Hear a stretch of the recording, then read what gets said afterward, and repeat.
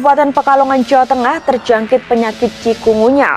Keluhan yang dirasakan oleh penderita ini demam tinggi sejak 1 bulan terakhir. Nah, untuk memutus penyebaran, pihak pemerintah mengimbau warganya untuk hidup bersih dan juga memberikan Kita beralih ke informasi lainnya. Puluhan warga desa Juglangan, Situbondo tiba-tiba saja mengalami mereka di desa Kelampokan baru saja diserang wabah cikungunya. Kelumpuhan sementara. Banyak warga yang tidak bisa berjalan akibatnya. Sebagian masih sakit namun tidak dirawat di rumah sakit karena masih pandemi COVID-19. Penyakit cikungunya merupakan penyakit rare emerging disease di mana penyakit tersebut sudah ada sejak lama, namun kemudian merebak kembali. Penyakit cikungunya berasal dari bahasa Swahili yang berarti melengkung ke atas, berdasarkan posisi yang ada pada penderita akibat nyeri sendi.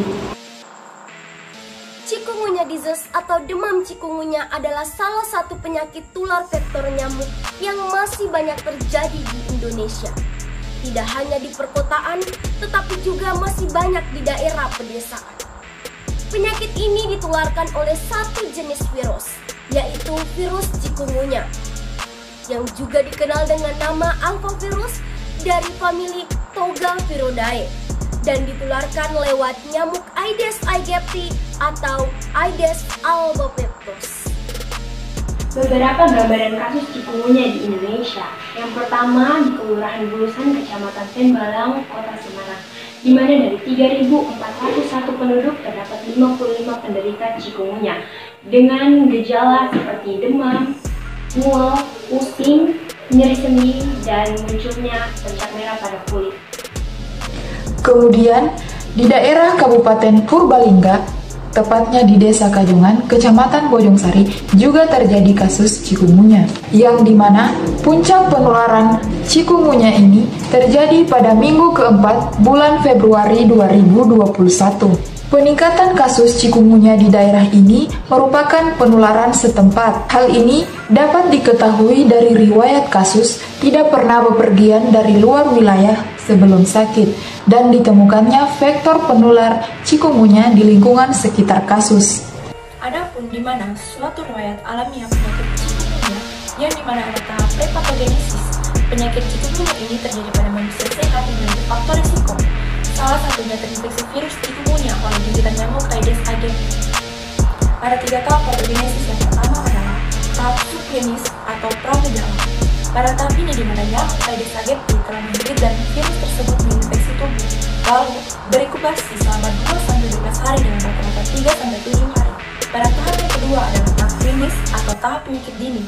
Pada penyakit tersebut mengalami demam tinggi, sakit perut, mual, muntah, sakit kepala, nyeri sendi dan otot, serta bintik-bintik merah terutama di badan dan di tangan. Meskipun virus yang telah masuk dan berkembang di dalam tubuh, tetapi belum menunjukkan adanya gejala.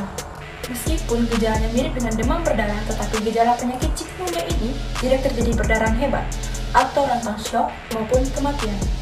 Selanjutnya itu tahap yang ketiga, tahap laten atau tahap penyakit lanjut, di mana pada tahap ini host mengalami kaku otot dan kaku sendi, sehingga organ yang terinfeksi atau terserang dengan virus cikungunya tidak bisa digerakkan untuk sementara atau mengalami kelumpuhan sementara waktu.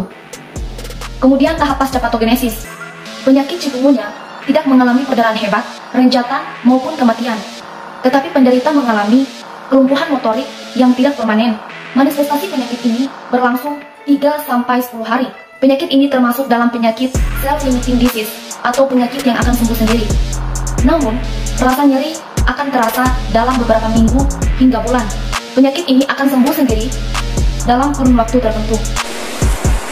Adapun upaya pencegahan cikungunya, yaitu dengan cara menguras, menyikat, dan menutup rapat-rapat tempat penampungan air, seperti bak mandi, drum, tempayan, dan lain-lain. Nah, selain itu, kita juga dapat memanfaatkan atau mendaur ulang barang-barang bekas yang dapat menampung air hujan.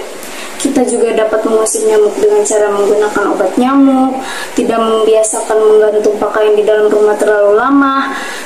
Selain itu, kita juga dapat mengganti air vas bunga dalam waktu seminggu sekali. Cara penanggulangan penyakit cikungunya. Cara utama untuk mencegah dan menanggulangi penyakit cikungunya adalah dengan memberantas nyamuk pembawa virusnya. Mengingat penyebab penyakit cikungunya ini adalah nyamuk Aedes aegypti, maka hal yang harus kita lakukan yang pertama adalah memberantas nyamuk tersebut. Langkah pertama yang harus kita lakukan adalah membersihkan tempat-tempat penampungan air seperti bak mandi, pot-pot bunga, dan sebagainya. Selanjutnya, lingkungan sekitar kita harus selalu dijaga kebersihannya, apalagi kalau sedang musim hujan.